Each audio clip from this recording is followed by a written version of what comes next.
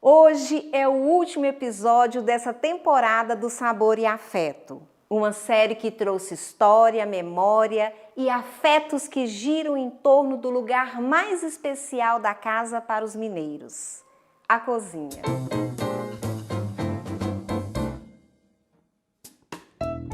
A cada semana trouxemos a opinião de chefes consagrados.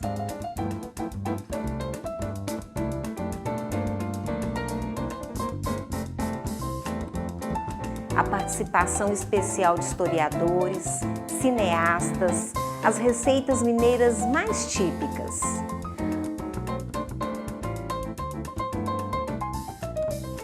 Mostramos também as famílias do interior de Minas, que mantêm viva a tradição dessa culinária tão rica que temos o privilégio de desfrutar.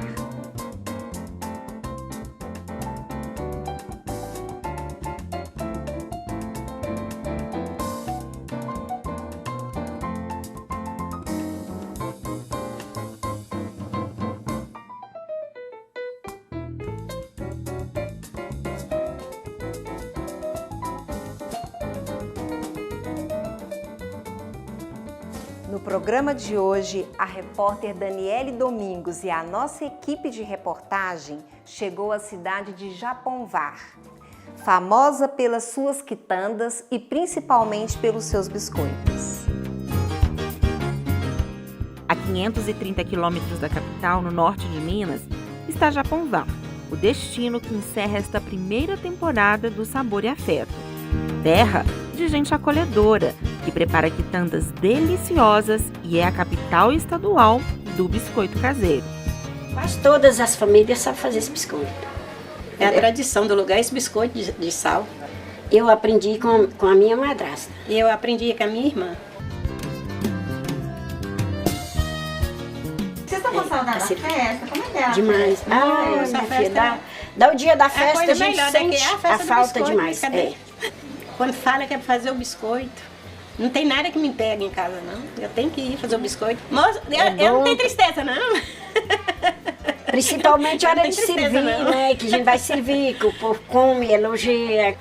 Vai agradecer a gente, tem muitos que agradecem a gente, abraça a gente. Só você ver o que é. É bom demais. É muito bom.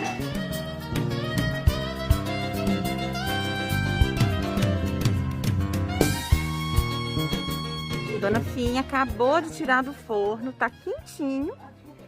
E é claro que eu vou provar.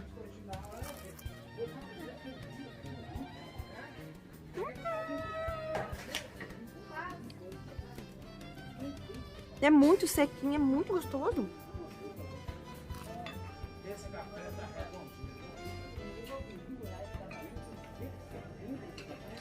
A gente tá aqui debaixo da bananeira e eu convidei essas duas degustadoras.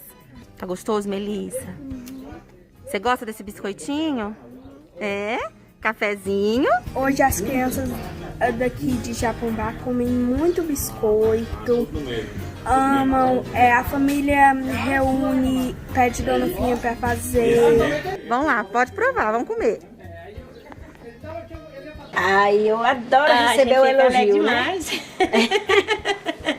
Vocês estão ensinando para as novas gerações da família a fazer o biscoito? Ensina. Nós já ensinamos. Mesmo assim, fazer biscoito, ela vem pra olhar essa menininha aí, ó. Vem pra olhar como é que faz o biscoito. Nós já trouxe várias pessoas aqui pra gente fazer, pra elas aprenderem. Como é que começou essa história do biscoito? Como é que você começou a fazer? Você aprendeu com a família da Dona Finha? Foi, com a família da Dona Finha. É porque ela é minha sogra, né?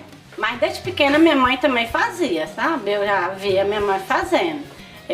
Eu trabalho vendendo e a renda que eu tenho é essa, né?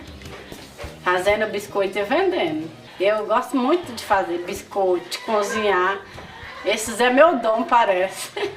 Você ensina suas filhas? Você quer que elas façam também? Ensino, eu quero. Eu falo pra elas, vocês têm que aprender, tem que ser biscoiteira igual a sua mãe. Já me ajuda, né? Tem Tem horas que eu preciso de ajuda delas, já me ajuda e já ensino para elas. Porque eu quero que no futuro, de 4, pelo menos uma, né? Sabe? Mas eu tenho certeza que elas vai, porque elas gostam também, sabe?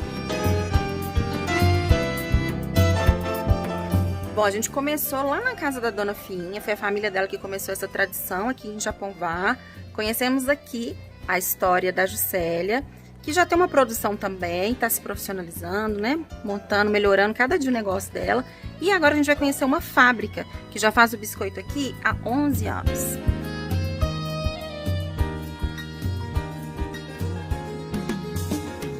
Ô Miriam, acaba que a família toda se envolve no trabalho, né? Tem uns 3 filhos que trabalham e inclusive essa netinha eu já tá treinando ela aqui pra tá tomando conta do balcão lá, né, mano? Né, Lavínia? Porque a intenção da gente é passar de geração para geração, sabe? Eu sempre falo que aqui é o nosso tesouro, que a gente não abre mão daqui, então a gente quer sempre mostrar para elas o quanto aqui foi importante, né, pra gente, e que é a nossa fonte de renda principal, para elas valorizarem também. Ei, gente, licença. Moça, o que você tá fazendo aqui? Biscoito frito de doce. Vamos ver o que mais que tem. Olha que interessante isso, gente. É um fornão grandão, mas ele é a lenha. Eu nunca tinha visto isso. A senhora falou que costuma fazer biscoito cantando. Que música que vocês cantam quando tá fazendo biscoito? É verdade.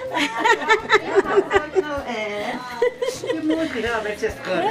Antigamente, Nós cantamos essas músicas de forró e às vezes aquela cidade desocupada dança aí no quintal. Canta um pedacinho daquelas bem Eita! Eu cantar não sei, né? você canta mesmo.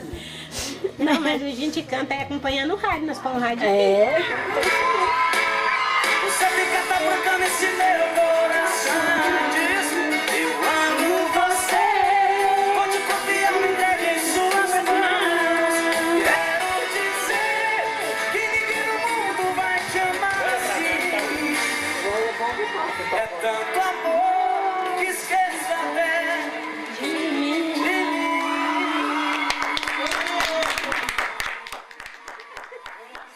Quitandas mineiras. Como você já viu aqui no programa, quitanda em todo o Brasil é aquela mercearia, aquele comércio pequeno. Mas para nós mineiros, quitanda tem um significado para lá de especial. Tirando o pão francês, as quitandas são aquelas delícias servidas com o cafezinho ou com o chá da tarde. As receitas feitas em casa, como biscoito, broas, roscas, pão de queijo. Fique por aí, porque a gente já volta falando mais sobre as nossas quitandas.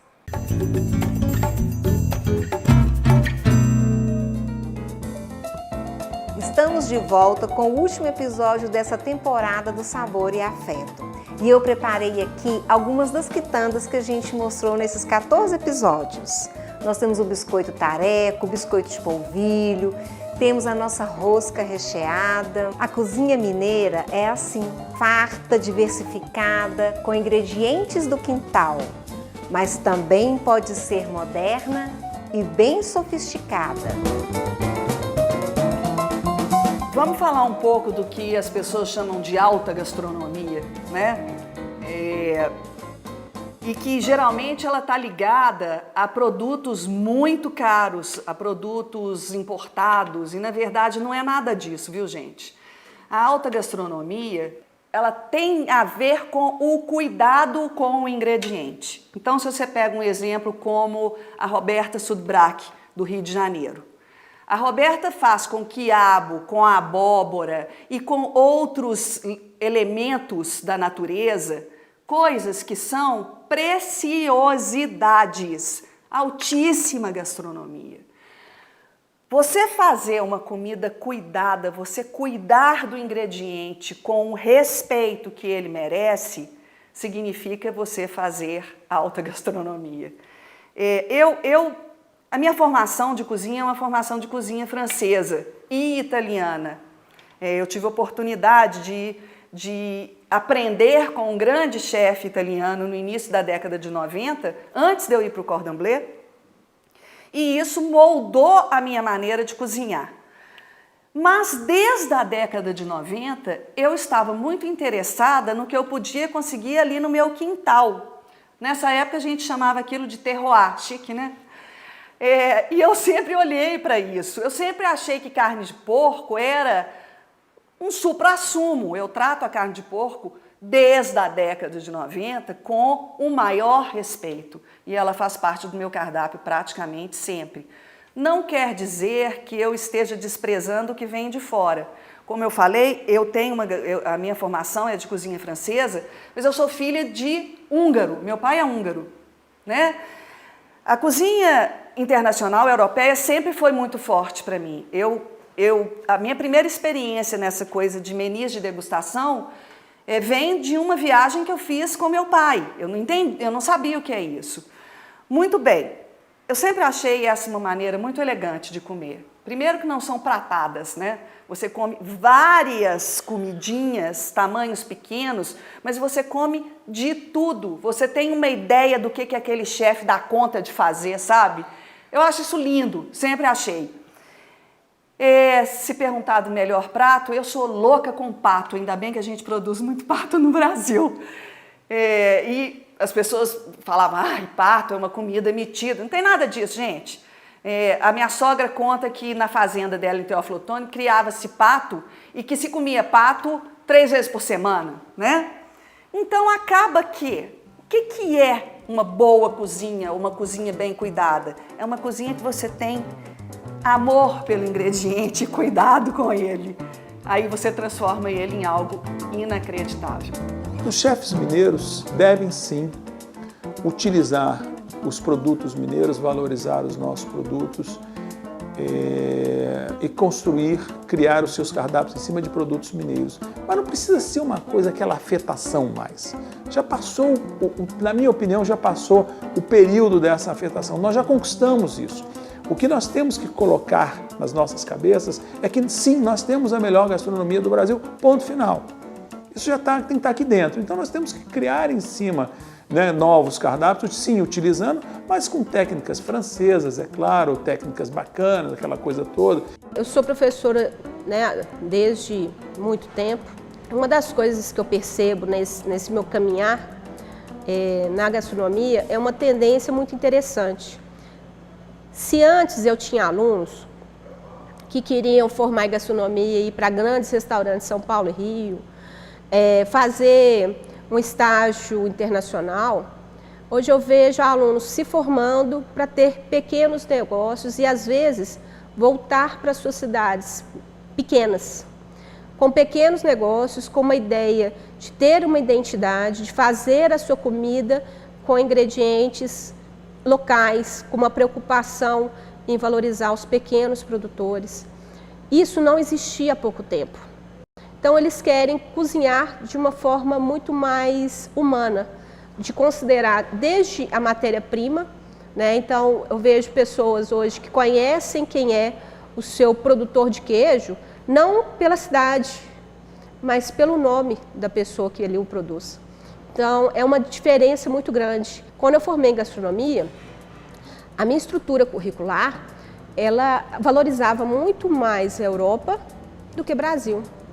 Hoje a gente tem estruturas curriculares que, além da cozinha brasileira, a gente tem uma disciplina de cozinha mineira, né? A gente está começando a valorizar muito mais o que a gente tem aqui, sem desconsiderar as técnicas europeias ou asiáticas. Então, isso a gente está evoluindo, a gente está deixando de achar que nós não temos nada para mostrar para o mundo. Então, é algo que me deixa muito feliz, ver que os alunos que estão fazendo gastronomia hoje estão enxergando muito mais o seu próprio umbigo, o seu próprio país, a sua própria história, a sua cultura, do que ficar buscando referências lá fora. Uma das coisas interessantes da gente falar também é tradição.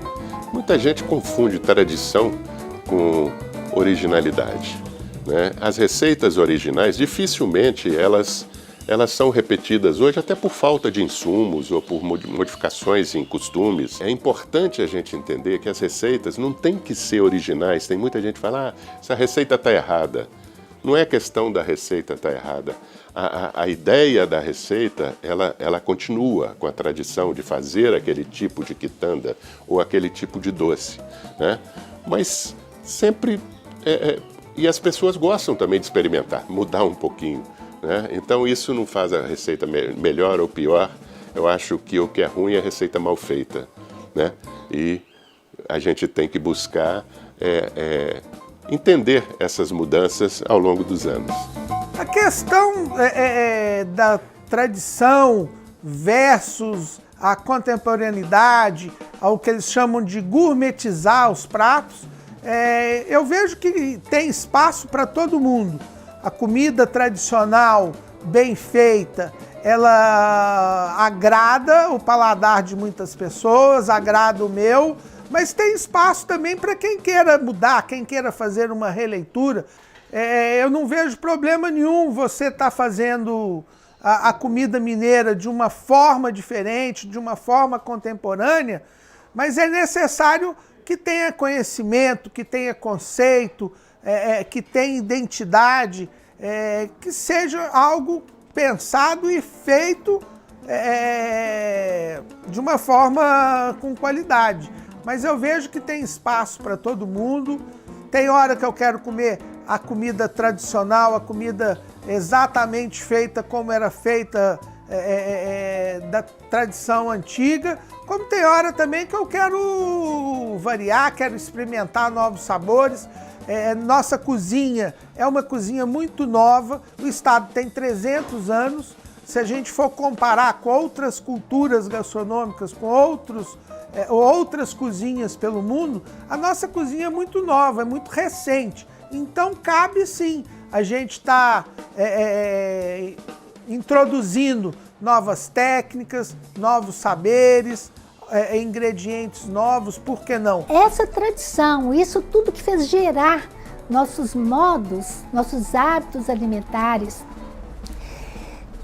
são modernos. Isso tudo que é antigo, que está na nossa matriz, é extremamente moderno, extremamente atual. É uma cozinha sustentável, natural, voltada para o terroir, né, que valoriza os ingredientes típicos. Ela não tem necessidade de nenhum item industrializado. Então, ela é moderníssima. Então, eu nunca acho que às vezes fala, isso é uma coisa antiga. Não, ela é mega moderna, ela é o futuro. Há a busca efetiva, né, de valorizar o espaço das Minas Gerais, o espaço de Belo Horizonte, sua capital, né, como um espaço de uma gastronomia diferente, um espaço de uma gastronomia onde tem essa construção que valoriza o que é próprio, onde tem essa construção criativa. Não é à toa que Belo Horizonte é reconhecida e tem o selo da Unesco como patrimônio criativo, né, como uma cidade criativa da gastronomia. Né? É exatamente porque se reconhece essa capacidade criativa de inventar a partir do que é próprio, de inventar a partir daquilo que é específico. Né? Há um prato que é comum na França, e eu conheci isso através de um livro, de um filme. Eu quero experimentar na minha cozinha com as coisas que eu tenho, para ver se eu sei fazer algo próximo. Isso então transforma qualquer espaço regional, qualquer comida típica, em uma diversidade enorme de tipos de comidas. Alguém que gosta de cozinha, gosta de cozinhar, é necessariamente alguém que gosta de ser criativo e de inventar. Né? A invenção é parte do processo de qualquer cozinha, por mais comum, né, por mais tradicional que ela seja. Aliás, a tradição da comida, é bom que a gente ressalte, não é a conservação do original, não é a permanência do antigo, é a transmissão no tempo de valores e de saberes. Então, nessa transmissão no tempo, há mudanças, há transformações, há processos técnicos novos, há instrumentos tecnológicos novos, para reconfigurar, recriar, mas ao mesmo tempo valorizar uma cozinha que vem de muito tempo, uma comida que vem de muito tempo. Daqui a pouco vamos fazer aqui no programa uma receita de broa de fubá bem especial.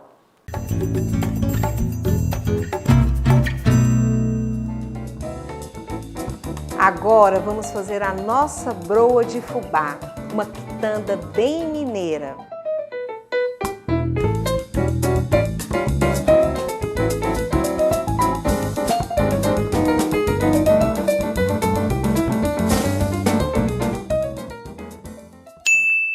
Nossos ingredientes já estão separados e nós vamos começar colocando os ingredientes secos. Eu tenho aqui 2 xícaras de fubá, aquele fubá mimoso, 1 xícara de açúcar, meia xícara de farinha de trigo, 30 gramas de coco ralado, no ralo fino, e uma pitada de sal. Agora nós vamos aqui, olha, misturar os ingredientes secos. Vou colocar aqui, olha, 100 gramas de manteiga, mas você pode colocar também uma banha de porco. Fica muito saborosa também a broa quando a gente coloca banha de porco. Vou colocar aqui 4 ovos. Normalmente a gente coloca 3, mas olha como que o meu ovo ficou pequenininho, a gema dele tá muito pequenininha. Então, nesse caso, eu vou colocar aqui 4 ovos. Vou colocar aqui, olha, 1 xícara de leite e vou misturar. Depois que os meus ingredientes já estiverem todos integrados, eu vou adicionar aqui, olha, 100 gramas de um queijo canastra meia cura, que vai dar todo um toque especial na minha broa, além de trazer para ela uma umidade, né? E é muito legal, porque na hora que você parte a broa, tá lá aquele queijinho derretido. Que delícia! Mas você também pode usar outro queijo, né? Se você quiser fazer uma broa de fubá usando um queijo brie, também fica muito gostoso, um queijo francês. O que vale na nossa cozinha é a criatividade. Por isso que a cozinha mineira é uma cozinha tão especial. É uma cozinha que a gente pode fazer de tudo, sem perder a nossa tradicionalidade, né? Agora, para finalizar a nossa broa, vamos colocar uma colher generosa de sopa de pó royal. Vou colocar um pouquinho aqui de leite para dissolver o pó royal. Vamos lentamente misturar o pó royal na massa. O pó royal vai fazer a nossa massa crescer, né? É o fermento.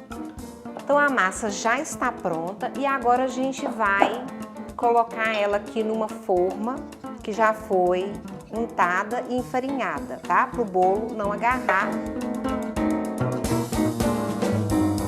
Quando eu comecei a preparar a nossa receita, eu já coloquei o forno para aquecer. Eu vou usar um forno elétrico, então eu vou colocar para assar na temperatura de 220 por 25 minutos. No forno convencional, você pode colocar 230, 35, também por 25 minutos.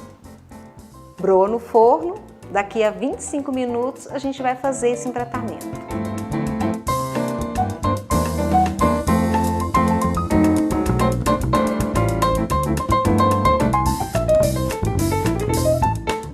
Depois de 25 minutos no forno, a nossa broa já ficou pronta. Um aroma espetacular. Enquanto a nossa broa esfria, nós vamos fazer a cobertura. Nossa cobertura hoje é de goiabada. Nós vamos fazer a cobertura usando 300 gramas de goiabada cascão, com meia xícara de água e vamos deixar essa goiabada dissolver aqui um pouquinho. Agora que a nossa goiabada já começou a derreter, continua ainda, olha, com os pedacinhos bem visíveis aqui da goiabada cascão. Nós vamos fazer aqui um processo de flambar a nossa goiabada. Vou colocar aqui, olha, um pouco de conhaque, mas você pode usar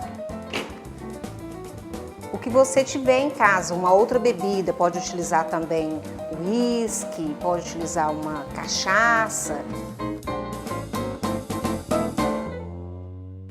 A gente espera o álcool evaporar. O conhaque nesse processo, ele vai dar um sabor todo especial para a nossa cobertura. Agora vamos desenformar a nossa broa. Vou usar essa bailarina aqui.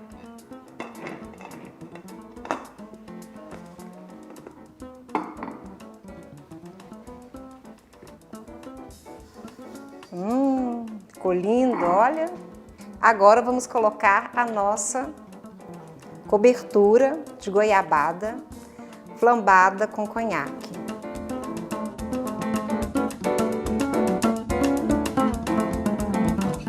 Para fazer essa broa, nós utilizamos aqui vários ingredientes super tradicionais da cozinha mineira, mas como nossos chefes disseram, fizemos aqui uma técnica, que é a técnica de flambar. É uma técnica que é usada na gastronomia no mundo inteiro.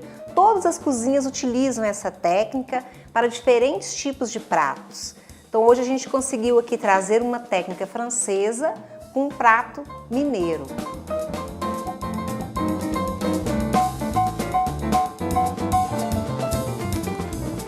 Está pronta a nossa broa mineira, deliciosa, do sabor e afeto.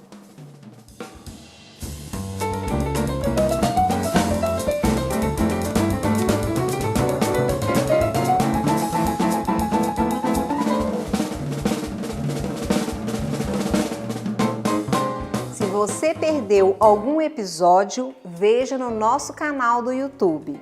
A gente se vê na próxima temporada do Sabor e Afeto.